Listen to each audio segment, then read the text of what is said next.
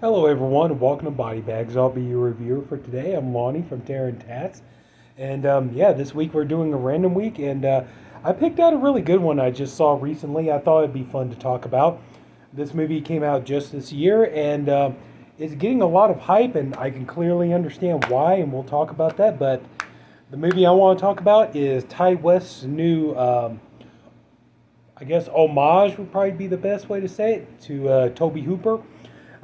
His movie X. Now, this movie is a lot of fun. I definitely recommend it.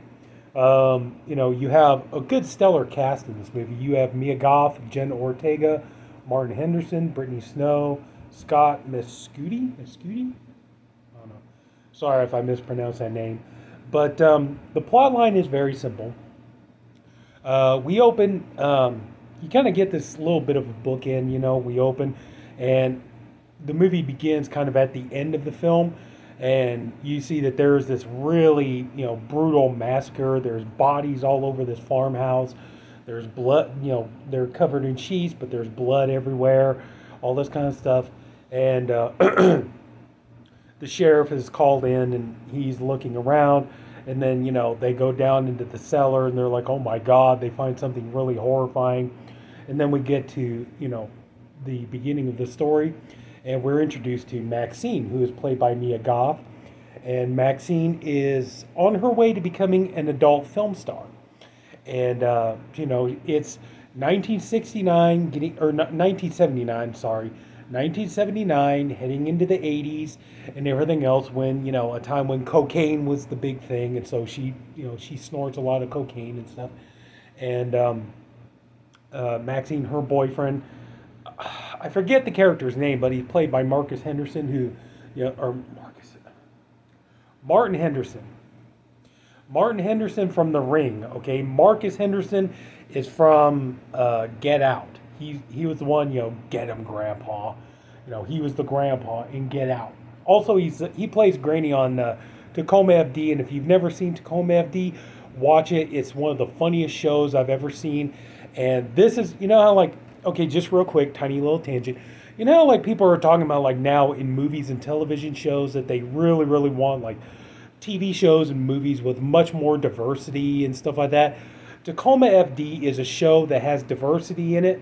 You have a wider range of characters, and this does diversity perfectly, and it doesn't get on your nerves. You have this diverse cast of characters. Everybody gets their moment to shine. Everybody gets their character moments, and it's this is how. If you want to do diversity in a show right, Tacoma FD, that's the way to do it. So yeah, if you ever get a chance, it's on True TV. Yeah, if you ever get a chance to see Tacoma FD, I strongly recommend it. It's a really fun show. Watch it.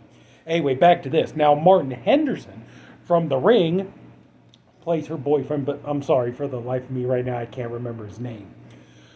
So anyway, so they're going off. They're heading out of Houston, so they're driving out to this farmhouse so that they can shoot their adult movie. Now you have, Martin Henderson's character, which, again, I'm sorry, I can't remember the name. You have the African-American male star of the movie named Jackson Hole. Does it say the actor's name here? Owen Campbell, I believe. Yeah, I think it's Owen Campbell.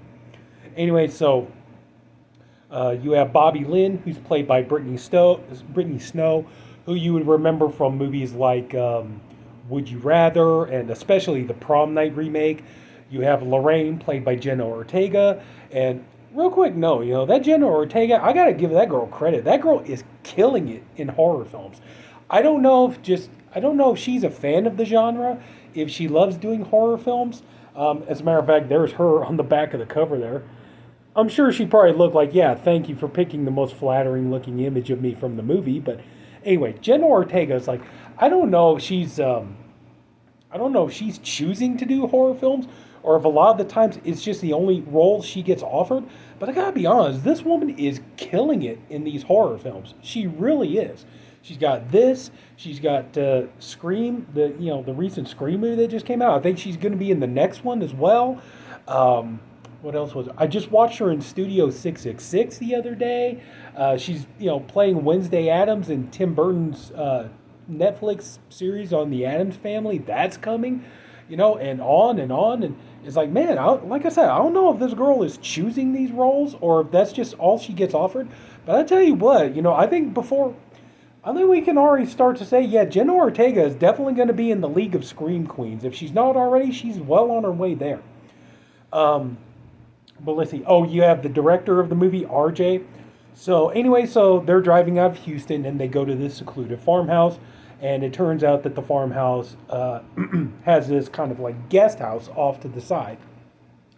So the couple that own the farmhouse, you have Howard, played by Stephen Uri.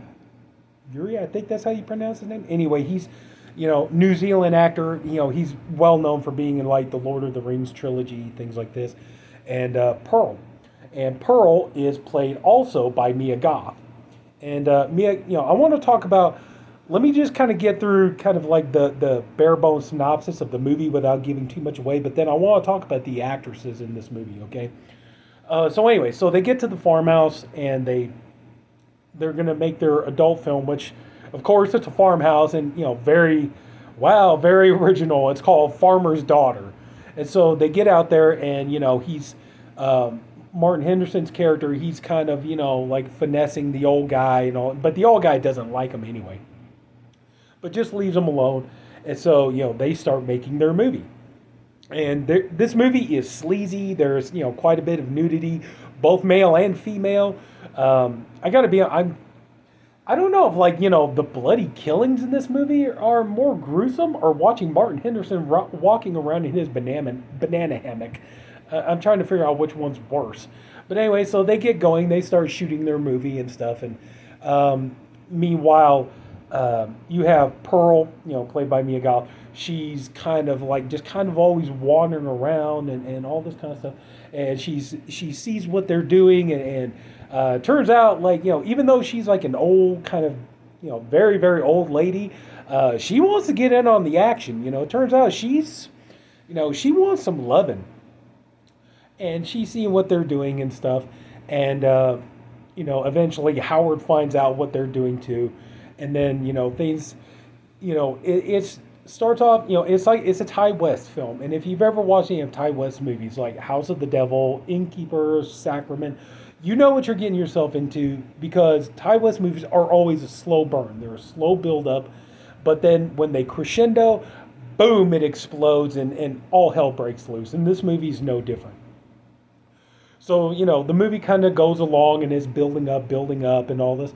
And it turns out that Pearl, she wants Howard to make love to her, which he, can't. Well, he says he can't, because of his heart and stuff like this. And so it turns out that actually Pearl takes a liking to Maxine. And it's interesting, though, because, you got, scenes where you have Maxine and Pearl. Like, at one point, Pearl invites Maxine into the farmhouse, and they're sitting there talking and drinking lemonade and stuff like this. And it's interesting to see, this same actress playing these two characters. And, you actually do get lost in the fact that it's the same actress playing two characters. It really does feel like two separate people rather than just, one woman playing two characters. It's very different from like when you see, like when you watch Nutty Professor and you see, Eddie Murphy playing the Clumps. It's like on the one hand, it's like, yeah, he's playing different characters, but at the same time, it's still, you could tell, it's still very much Eddie Murphy. There's very much Eddie Murphy in all of those characters. This here, I have to give Mia Goth credit. She really does a great job of losing herself in the role of Pearl, that it does really become a separate character. And there are moments in the movie you really can't differentiate the two. So, but anyway, so they're making their movie.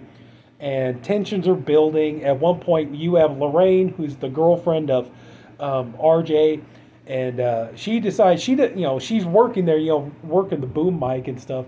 Well, she decides, she don't want to just sit back and work the boom mic. She decides she wants to get in on the action too. So this is going to cause a rift.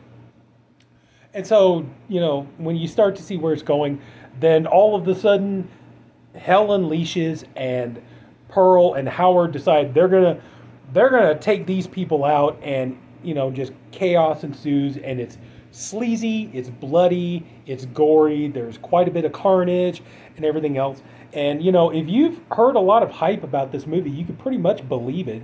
There is quite a bit surrounding this movie. And, this is, a fun movie. And, here's the thing, though. Okay.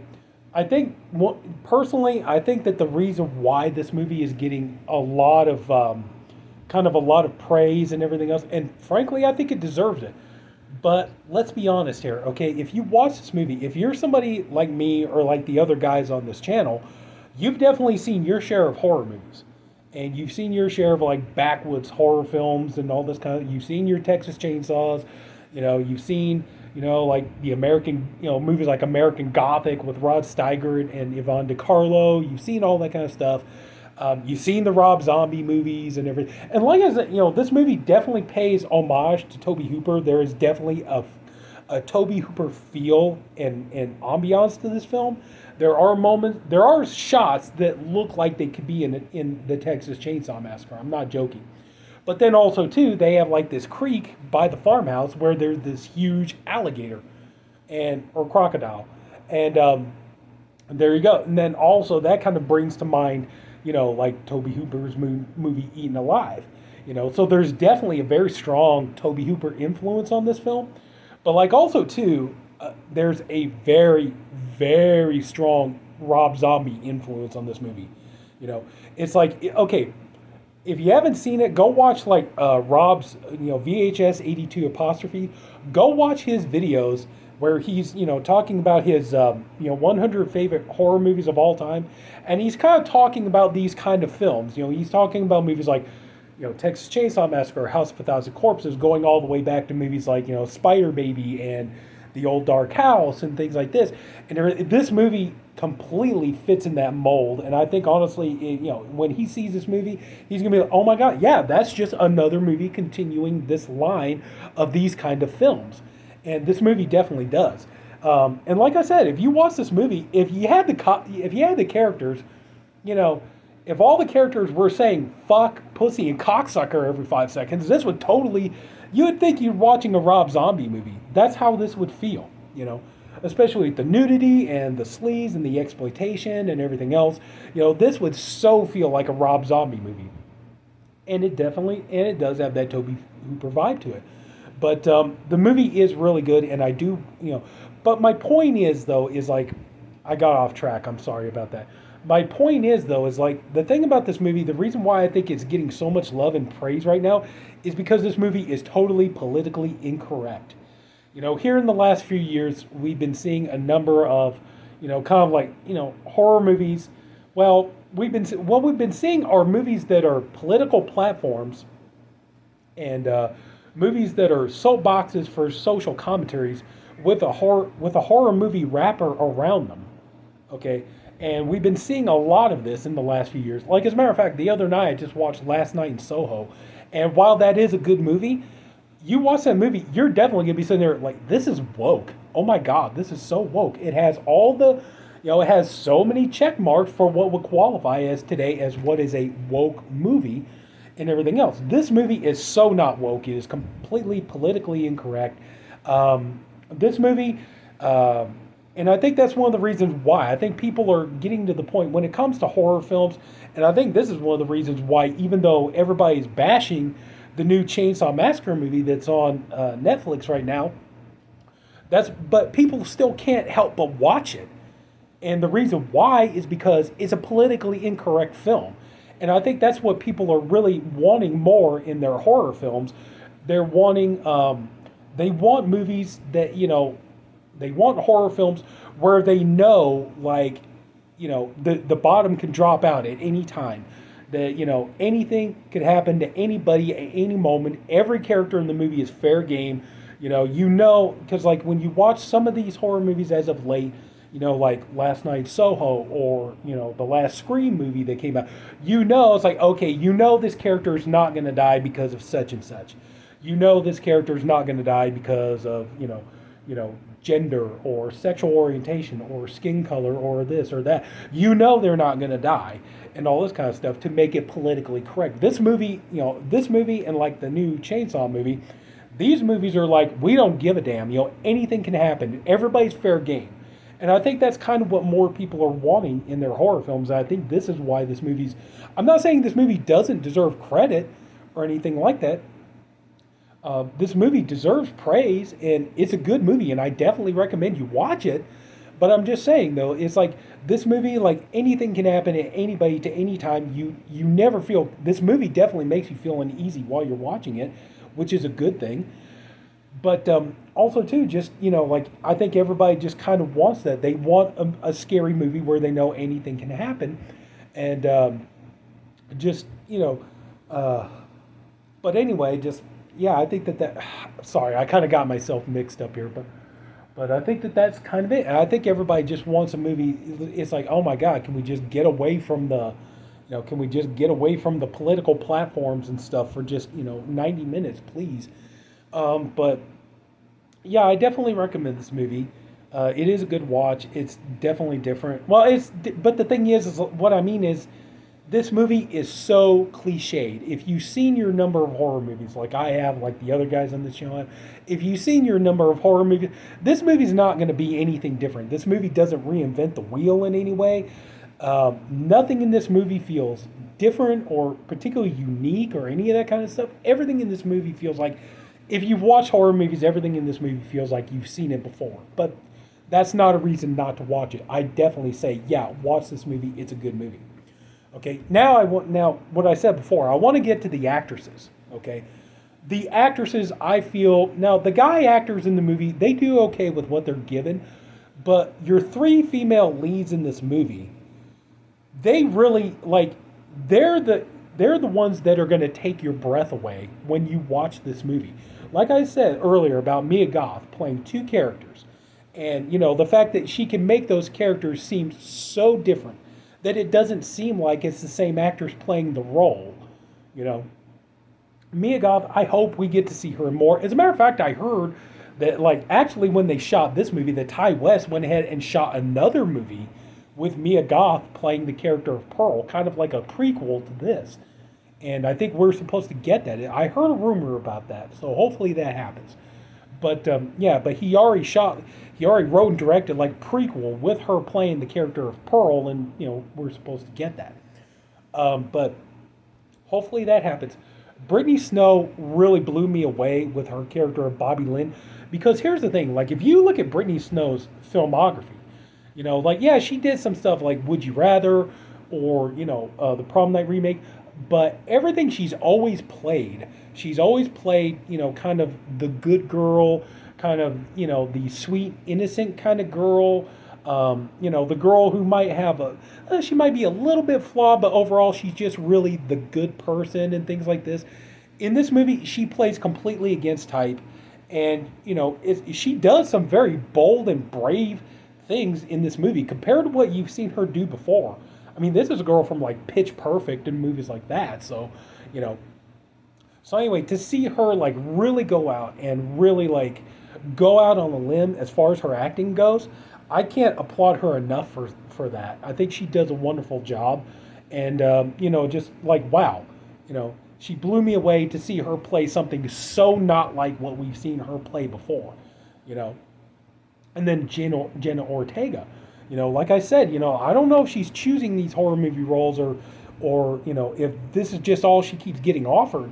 But like I said, it's like, I really think, I think we could get ready to say Jenna Ortega, here before too long, if not already, we're going to say Jenna Ortega is in the Scream Queen Club. We're going to be, we're going to associate her with, Jamie Lee Curtis, Danielle Harris, Heather Langenkamp, Adrienne King, Amy Steele, on and on, Marilyn Burns, on and on. I think, we could definitely say we're going to be talking about, get ready, horror fans. I think we're going to get ready to be talking about Jenna Ortega as, one of the new queens of Scream. And honestly, the rate she's going with, the performances I've seen her give and what we've got to look forward to, like Wednesday and all that kind of stuff, I'm here for it. So, anyway, I'm sorry this video ended up being so long. I ended up going off on a bunch of tangents and stuff. But anyway, though, yeah, Ty West X, definitely, you want just definitely a movie with a grindhouse feel to it, a grindhouse vibe.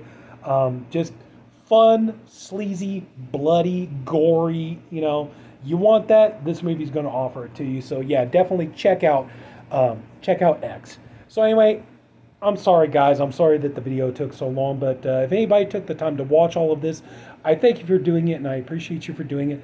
I honestly hope you enjoyed this video. If you did, please leave it a like. If you haven't already, go and subscribe to the BodyBags channel. There's a different reviewer, one for every day of the week. I'm the Saturday reviewer. We have, everybody's doing great. We got great guys. Everybody's doing fantastic stuff, and hopefully more fun videos and everything coming your way. So that's it, everybody. Take care. Have a good night, and I'll see you next week.